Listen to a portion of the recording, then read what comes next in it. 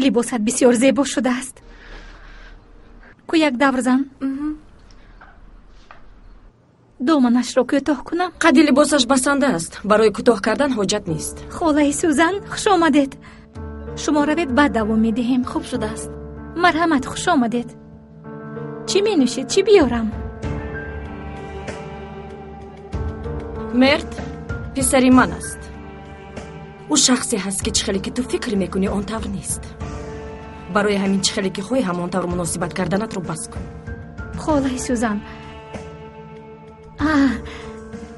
فکری بعدا نرفتن از من نبرآمد. خاله سوزن، من کوشش کردم که نرود، حتی تولا کردم. من از این سخنها سیر شدم. حادثه از سرگذرانیده پسرم کفایه است. به برزیادش احتیاج ندارد. بعدا نرفتن چی منو دارد؟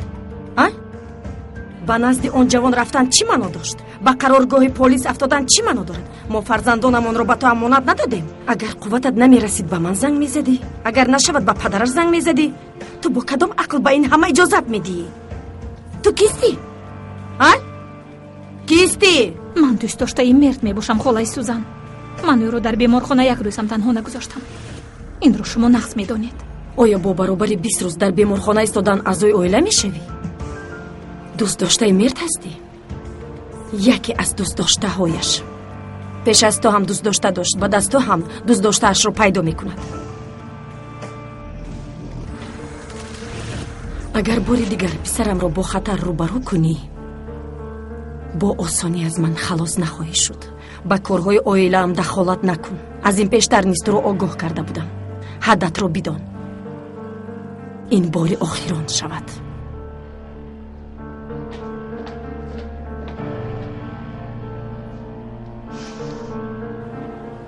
مرحمت دخترم. تشکری زیاد.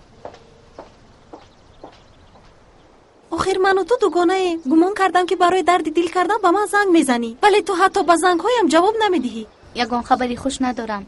دلم بسیار زیق است، خواهش گپ زدن ندارم. در حقیقت جدا میشوند.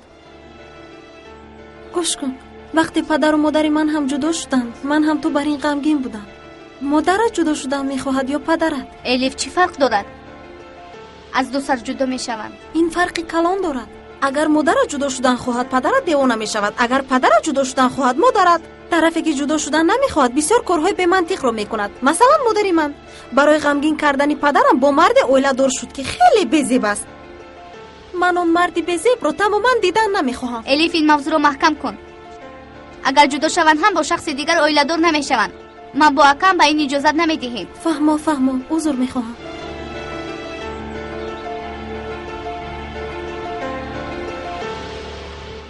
اگر خواهید گپ را دور و دراز نکرده، ماده های شرطنامه را که بعد جدا شوی با آنها چی ها میماند شناس میکنم.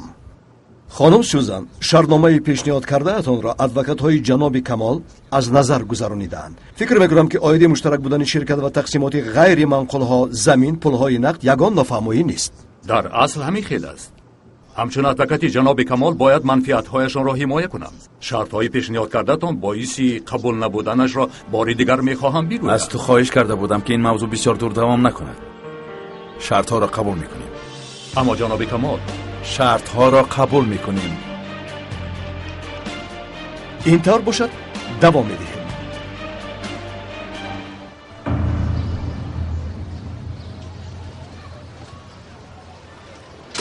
اول استا مشتری را انتظار میشد، حالا باشد برای به نزد دکتر رفتن به نوبت میستی. فهمو، اون مرد میآید، حجتی گپ نیست. خانم نیلگون یگان جای واهمه نیست. تنها نرخ را میگویند و میمانند.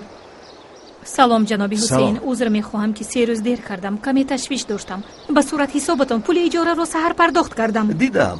سلامت باشید. اما من دیگر چیز گفتنی بودم. تینجی است؟ این ماه مدت شرطنامه اجاره با آخر میرسد. از شما خواهش میکنم که خانه را خالی کنید. نفهمیدم. چرا؟ خدا شاهد، برای دیر کردن پرداخت نه، برای به دیوار نوشتم، خانه را سنگسار کردن و هاکذا. آخر به من هم تاثیر میرسد. در این سن سال به هر گپ برداشت کرده نمیتوانم. خانم نیلگون،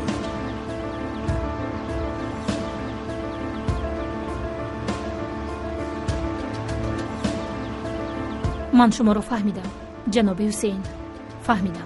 تمام. خانه را خالی میکنیم. اما از شما خواهش میکنم که تا پیدا کردن خانه دیگر به ما وقت دهید. مایلش شما را سر و سیما نمیکنم. بخشش که شما را با چنین حالت ناگوار گرفتار کردم. بخیر باشد. روز خوش.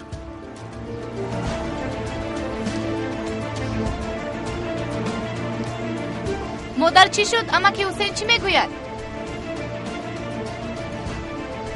هیچ چیز نه دخترم. هیچ چی هم میگفت. خانه را خالی کنید میگوید. بخوا ندارا.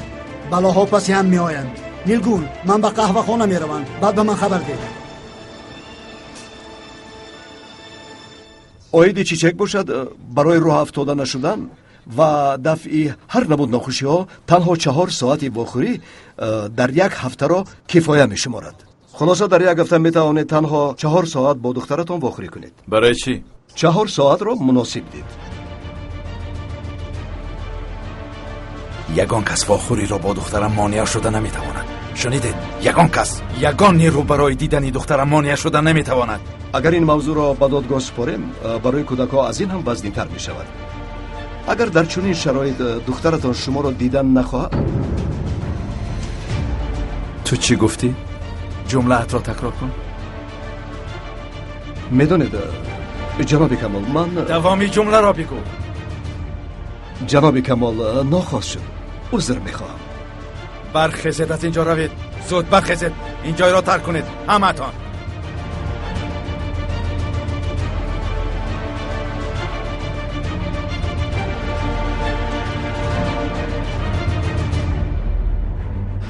این جمعه آب را پورا محکم کردن نتوانستم. میچکه تعمیر کن.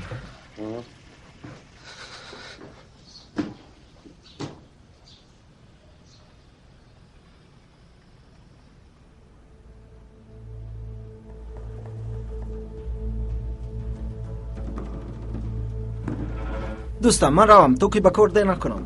خیر تو بازدید.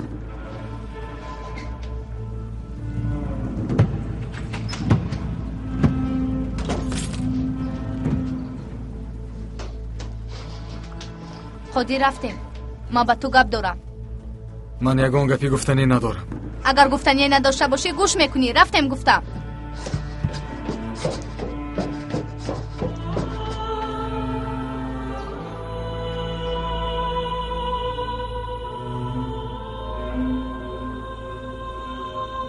چیزی که خاصی دادم اگر آیدی دخترم گپ زدنی باشی بدان که این موضوع پوشیده است. فهمیدی؟ به جنگ با آخر رسیدن این روان در دستی تو میباشد. بعد از جدا شدن آیدی با اون زن اویلادور نشدن وعده ده. چقدری که خود با چیچک بدبو میخوری. تو موضوع چیچک را با من سودا میکنی؟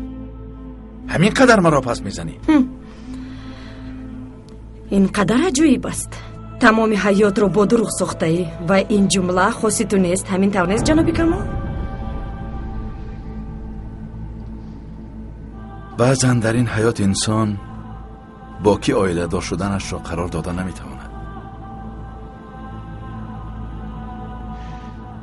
من در این حیات یگان زن را به مانند نیلگون دوست نداشتم و عموما عوض نشد. عموما کاش که تو را نیز همین قدر دوست داشته میتوانستم سوزن. آن وقت مرا میفهمیدی.